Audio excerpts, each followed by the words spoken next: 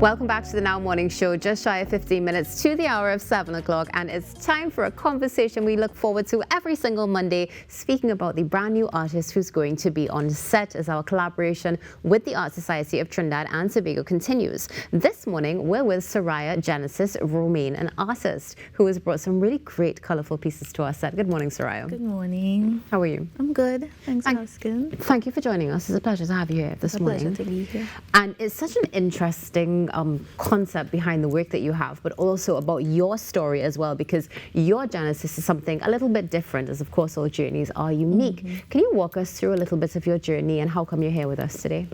Well, let's see. I've always liked art. Always been creative with it.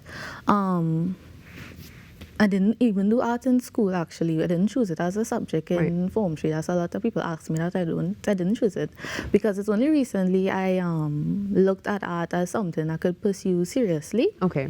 So since 2023, I've been painting professionally and exhibiting in Trinidad.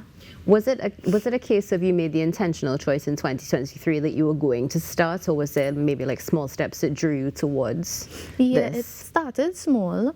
I would just keep drawing in my free time. It was a normal thing for me to just draw, and but not with paint though. I just used to draw with pencil and graphite and things like that. And then I would get into more details in bigger pieces, and then eventually I started painting, and then that's where we are today. So you mentioned you started with pencil and graphite. We have some paint here now as well. Are there any particular mediums that you prefer to work with? Acrylic. Right now it's my number one choice. It's the easiest for me to do right now, but yeah, acrylic is my number one medium. I'm looking at the pieces that we have on set. We can see there's that influence of wildlife and nature. Yeah. Is this one of your preferred themes, and what are your favorite themes? Wildlife I love animals, so it's always been something I like to do. I like to do details, so if you notice, I do a lot of close-ups to try to get into more details in my work. I do landscapes as well and still life, but I try to do mostly animals. When you start a piece like these pieces that you have here, is it that you sketch them first, or do you take it from memory? Do you have a photo? What are your references and what's your method like for creation? I think the first time I get inspired is if I see it online. Yeah. Maybe I'll just be going through my phone and I'll see a picture, I'll say, oh, that's nice. And then I'll try to get it on my canvas. I'll sketch it in pencil first, and then I'll paint just a little bit of paint over it to see if I actually like it, because when you get into the paint, it's kind of hard to change where you're going with it.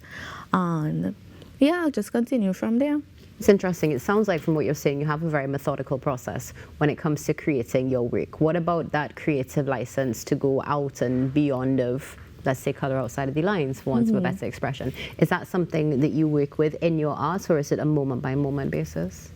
Yeah, I think so. I think I'll if I sketch it out and I don't like it, I wouldn't even go back to pencil. I'll just continue with the paint and try something new, maybe change it up a little bit, and yeah. Now, you've said you started painting very recently, 2023, right? And of course, now you're here this morning with us on the show. And we were chatting very briefly off air, and you were sharing that you also have some pieces on display. Yes, I do. I have one piece in the Rotunda Gallery in Parliament. That's for the Indian Arrival show. And then I have another piece in the Art Society of Trinidad and Tobago. That one is another bird. It's a scarlet ibis. It's very similar to this macaw here. Sorry, when you started in 2023, did you think that it would take off to where it is now? No, not at all.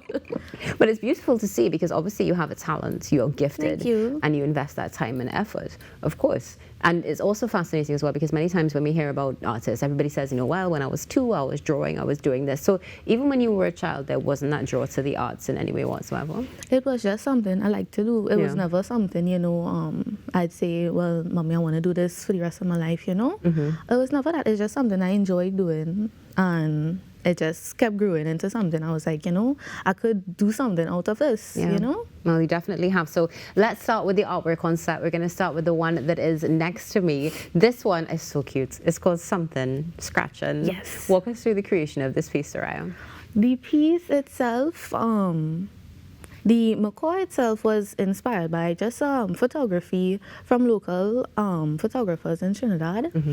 And the background is my own imagination. Even the branch at the bottom is my own input into it. And I really liked the picture that I saw.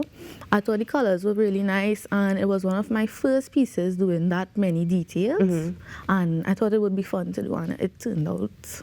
You can see the attention to detail specifically as we're seeing right here, of course, on your screen, even with the macaw's head, but also the branches you would have mentioned. So how long does something like this take? This one took, I think, 2 to 3 weeks. Yeah, almost 3 weeks to finish. Yeah. Amazing. All right, let's go on to this next one. I think this is probably my favorite right now, the Ocean's Explorer, correct? That's correct. Walk us through the creation of this piece and how you brought it to life. This piece is actually inspired by one of my experiences in life with my family. We used to go to the beach a lot, and there was a time we went on one of a very secluded beach. Yeah. And we were up on the rocks, and the water is so clear there. We actually saw a turtle come up, just very similar to this, come up and got a breath of fresh air, and that's what inspired this one. Seeing the water at the top of him, that's really what the inspiration is. And that's beautiful as well, because this is something from memory. Well, yes and no. The lighting is memory. Okay. And then the actual turtle itself, I had to get a few pictures to try to help me see a turtle. With the detail in the drawing, is it similar to the others as you would have sketched first? Yes. This one actually took a lot longer than the others, because when I was finished with it, I didn't like it at all. The top of it wasn't even there. When I finished it, I think I went over for another week again to kind of get more into the details and then add the lighting and all of that. So let's go on to this next piece here, which it's just absolutely beautiful. Thank you. I'm not going to give away the name this time. You go ahead. This one, the name is Standing Tall. Hummingbirds recently, I really like doing them. I really, really like doing them. One of my first hummingbirds I ever did was not as detailed as this one. And if you notice, I like to focus more on the animal itself than the background. Yes. I just like them to stand out a little bit more. And yeah, even the branch, everything, I try to go a lot more into detail with this one. Definitely, and similarly to as you would have referenced with the turtle, in a case like this, you would have gone through different photos. And what about when it comes to the color? Because it's interesting, your choice of color. Many times, so many people will just go to the regular, like hummingbird. Well, not when it's a regular hummingbird, you know what I mean? The standard colors. What was the choice for these colors? The hummingbird itself, actually. I try to get the colors of the foreground in the background. I think it just makes them stand out a little bit more and makes the piece feel more like one. Instead of just putting brown or just a flat color in the back. Now, speaking about, well, I'll say this definitely stands out. So that's probably the best thing to say. Is this next piece here, and the final piece that we're going to have on set for the week, and definitely popping with some color also. Thank you. Yeah. How long did this one take to create? This one was kind of similar with the turtle. When I finished with it, I ended up adding a lot more. So like the grass in the front, even the background actually. I didn't have the background at first. That one took not as long, honestly. I think 2 weeks to do the actual ocelot, and then maybe another week again to finish all the extra details and whatnot. Now, this is an interesting choice, of course, Trimbigonian, as you mentioned, with the ocelot, but does this come from an actual experience that you had? No. Okay. I wish. I wish. And again, so looking at these pieces here, especially the pieces that are on land, one of the things I'm seeing with the theme is you have either a tree log or a branch. Is it something that you incorporate into most of your land pieces, or is it just for these in particular it was fitting? I think because I like it so much, I do like how it looks. I will try to create it to get it in more of my pieces, because I do like how it looks. And if you could notice this macaw, he was actually done one of my earlier days. I think that one is 2024. The branch is flat. Yeah. It's just painted on. But in the ocelot piece, this one is called a frozen gaze. It has texture to it. And that's where I think I'll keep going from now. I think it just Interesting. adds something to the piece. So speaking about that, you said where you're going to keep going from now. What's in the future when it comes to Suriya, or should I say Genesis? My apologies.